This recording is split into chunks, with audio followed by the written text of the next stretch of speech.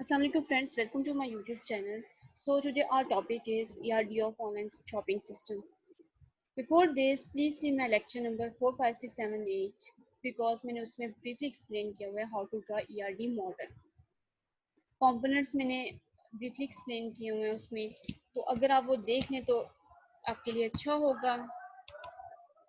So सबसे पहले हम किसी भी मैनेजमेंट सिस्टम की ERD मॉडल बनाने से पहले हम लोग उसमें जब बनाते हैं उसमें हम लोग एंटिटीज फाइंड करते हैं. अब जो हम लोगों ने एंटिटीज फाइंड करनी है ऑनलाइन शॉपिंग सिस्टम में जो कर ली हैं वो क्या क्या है. एक ऑर्डर, ठीक है, ऑर्डर मैंने ले लिया एक एंटिटी. एक मैंने ले लिए है कस्टमर की. एक मैंने ले ली है पेमेंट की, जो बिल देगा, जो बिल बनेगा. एक डिलीवरी बॉय की दे रही है जो ऑर्डर डिलीवर करेगा एक प्रोडक्ट की जिसका ऑर्डर होगा. अब हम लोग को ये टोटल कितनी एंटिटीज फाइंड की हैं अपने सिस्टम में, जो है फाइंड की हैं वो 5 एंटिटीज.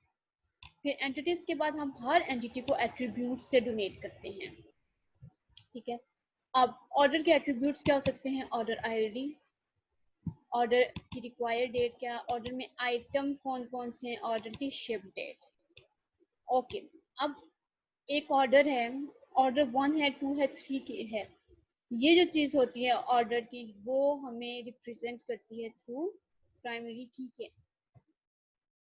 हर एंटिटी का अपनी एक प्राइमरी की होती है. ठीक है, एक एट्रीब्यूट होता है जो अपनी एंटिटी को यूनिकली आइडेंटिफाई करता है, जिसकी वैल्यू कभी रिपीट नहीं होती. यहाँ पे हमारे पास जो प्राइमरी की है ऑर्डर की वो क्या है जी, ऑर्डर आईडी. सेकंड एंटिटी में हम लोग जाते हैं. सेकंड एंटिटी क्या है, कस्टमर की. कस्टमर में हमारे पास होता है कस्टमर का नेम, कस्टमर का लास्ट नेम, फर्स्ट नेम. ये कौन सा एट्रीब्यूट हो गया, मल्टी वैल्यूड एट्रीब्यूट. ठीक है, जिसकी मल्टी वैल्यू है. इसी तरह कस्टमर एड्रेस हो गया, कस्टमर का एड्रेस इसका एट्रीब्यूट है. ये भी मल्टी वैल्यू एट्रीब्यूट है बिकॉज इसमें जो है क्या है, इसमें भी 2 वैल्यूज आ गई हैं. It's a multi value attribute.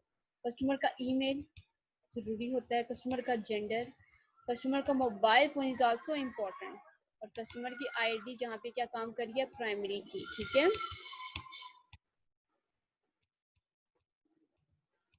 यहाँ पे एज अ प्राइमरी की काम करिए. इसी तरह हमारे जो प्रोडक्ट है, प्रोडक्ट जो है एंटिटी, उसकी क्या एट्रीब्यूट्स है, product category, product ID is a primary की, प्रोडक्ट नेम, ब्रांड नेम क्या है, प्रोडक्ट का बाय प्राइस क्या है, प्रोडक्ट की डिस्क्रिप्शन क्या है.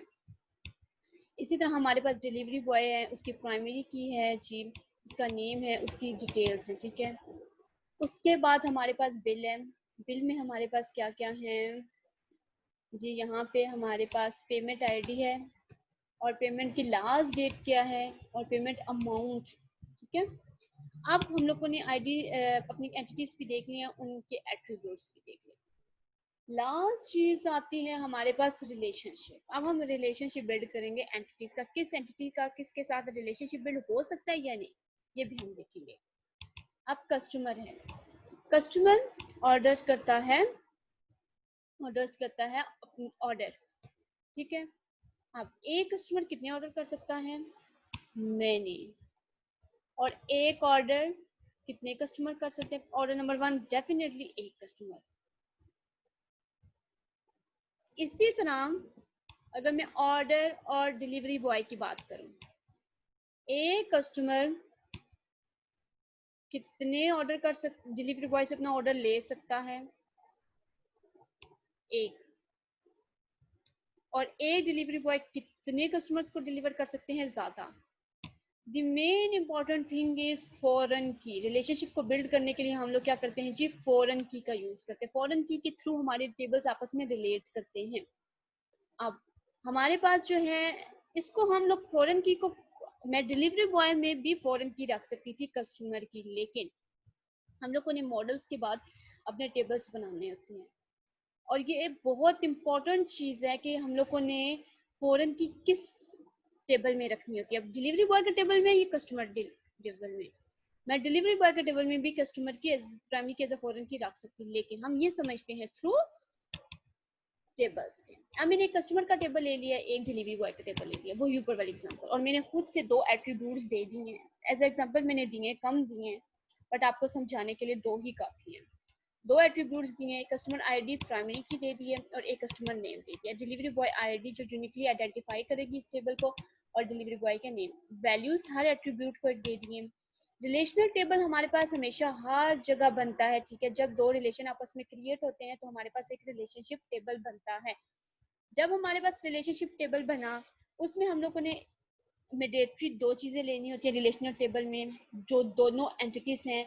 रिलेशनल टेबल्स मीन कि जो दो एंटिटीज को रिलेट कर रहे हैं, उन दोनों की प्राइमरी की एज अ फॉरेन की यहाँ पे काम करेंगी, ठीक है। अब जब यहाँ पे मैंने फॉरेन कीज लिख दी है दोनों, अब मैंने जो मेन इंपॉर्टेंट थिंग है, टाइप ऑफ रिलेशनशिप हमारे पास क्या है, वन टू मैनी। हमारे पास रिलेशनशिप क्या है कि एक delivery boy many orders deliver कर सकता है। क्या यहाँ पे हमारा रिलेशनशिप ठीक है? चेक करते हैं। एक डिलीवरी बॉय C1 को डिलीवर कर रहा है, डिलीवरी बॉय 1 C2 को भी डिलीवर कर रहा है। इसका मतलब क्या है, हमारा रिलेशनशिप ठीक है, क्योंकि डिलीवरी बॉय 1 और 1 कस्टमर 1 को भी डिलीवर कर रहा है, कस्टमर 2 को भी डिलीवर कर रहा है। लेकिन हम लोगों ने कहा था एक कस्टमर एक डिलीवरी बॉय से ऑर्डर लेगा। C1 डिलीवरी बॉय 1 से ही ऑर्डर ले रहा है, इसका मतलब टाइप ऑफ रिलेशनशिप ठीक जा रहा है। डिलीवरी बॉय 3 दो ऑर्डर्स दे रही है, दो कस्टमर्स को ऑर्डर दे रहे हैं। और C3 DB3 डिलीवरी बॉय 3 से ही ले रहा है अपना ऑर्डर। ये नहीं कि वो DB1 से भी लेगा, DB3 से भी लेगा। इसका मतलब हमारे पास जो टाइप ऑफ रिलेशनशिप है बिल्कुल ठीक है। उसके बाद हम लोगों ने ये देखना होता है कि हमारे जो टेबल्स हैं वो कम होंगे कि नहीं, रिड्यूस हो सकते हैं कि नहीं। यस, कैसे? हम लोगों ने देखने इन दोनों में से, इन दोनों टेबल्स में से कौन सा टेबल है जिसमें वैल्यू जो है, एट्रीब्यूट है कि जो वैल्यू है वो रिपीट नहीं होगी कस्टमर टेबल में। अब हम इस कस्टमर टेबल की वैल्यू और इस कस्टमर जो टेबल है उसमें कस्टमर आईडी की वैल्यू सेम है, ठीक है। अब हम इस टेबल को उठा के इसमें मर्ज कर सकते हैं। कैसे? ऐसे, ऐसे, ठीक है। कस्टमर है, कस्टमर की आईडी है, कस्टमर का नेम है, डिलीवरी बॉय की आईडी हम लोगों ने यहाँ डाल दी, क्योंकि वो वाला टेबल रिलेशनल टेबल हम लोगों ने इस टेबल में मर्ज कर दिया था। अब इधर से क्या हो रहा है कि कस्टमर 1 जो है डिलीवरी बॉय 1 से ऑर्डर ले रहा है, कस्टमर 2 डिलीवरी बॉय 2 से ले रहा है, कस्टमर 3 जो है वो डिलीवरी बॉय 3 से ले रहा है, कस्टमर 4 डिलीवरी बॉय 3 से ले रहा है। एक कस्टमर एक डिलीवरी बॉय से ऑर्डर ले रहा है और एक डिलीवरी बॉय दो तीन तीन कस्टमर को ऑर्डर डिलीवर कर रहे हैं, और इसी तरह डिलीवरी बॉय का टेबल। ये अब रिलेशनशिप ऐसे बिल्ड होगा कि ये हो गया, ये प्राइमरी की डिलीवरी बॉय प्राइमरी की एज अ फॉरेन की कस्टमर के टेबल में काम कर रही है। ये नहीं मैं कर सकती कि कस्टमर के टेबल में मैं डिलीवरी बॉय के टेबल में मैं कस्टमर की जो ये कीज है उठा के डाल दूं, ये फिर डिफिकल्टी क्रिएट हो जाएगी। ओके, ऊपर कौन सा मैंने आपको बताया है, जो वैल्यू रिपीट नहीं होती उसका टेबल अगर मर्ज करते हैं, अगर मेरे पास ये हो कि एक डिलीवरी बॉय ज्यादा कस्टमर को ऑर्डर डिलीवर कर सकता है और एक कस्टमर ज्यादा डिलीवरी बॉय से ऑर्डर ले सकता है, तो यहाँ मैन दोनों रिपीट होंगी, तो फिर हम दोनों टेबल्स में मर्ज नहीं करेंगे। फिर इन दोनों को यूनिक करने के लिए हम लोग एक यूनिकली टेबल बनाएंगे जो इन दोनों को यूनिकली आइडेंटिफाई करेगा, और फिर वो जो की क्रिएट होगी उसे हम कॉम्पोजिट प्राइमरी की कहेंगे, ठीक है।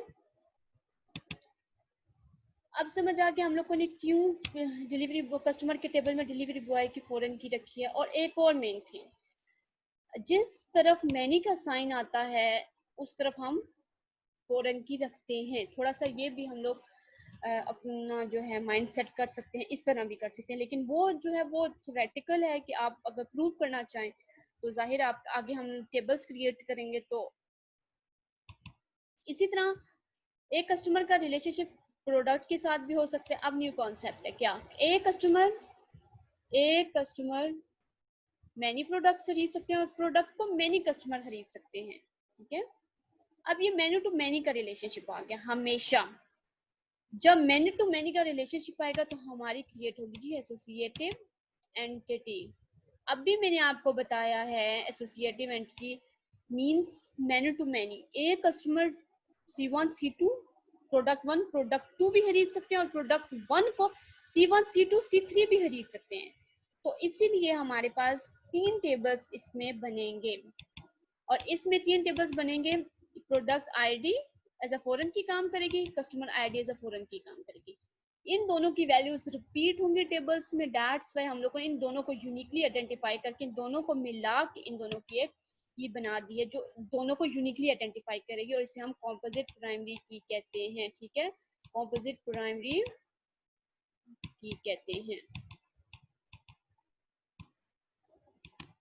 इसी तरह कस्टमर का और रिलेशनशिप किसके साथ, बिल के साथ क्रिएट हो सकता है। कस्टमर 10 करता है पेमेंट, और मैं एक कस्टमर जो है मैनी पेमेंट्स बिल दे सकता है, और एक पेमेंट को एक ही कस्टमर देगा। और इसी तरह फिर मैनी का रिलेशनशिप यहाँ पे आया है, और फिर मैंने कस्टमर की प्राइमरी की एज अ फॉरेन की यहाँ रख दी है। इसी तरह हमारे पास अगर मैं कहूँ कि ऑर्डर का रिलेशनशिप सबके साथ देखते हैं। एक ऑर्डर और प्रोडक्ट का, एक ऑर्डर में बहुत सारे प्रोडक्ट आ सकते हैं, और एक ऑर्डर में बहुत सारे प्रोडक्ट आ सकते हैं, और एक प्रोडक्ट के बहुत सारे ऑर्डर हो सकते हैं। इसलिए मैनी टू मैनी का रिलेशनशिप हम लोगों ने एक एसोसिएटिव एंटिटी क्रिएट की है।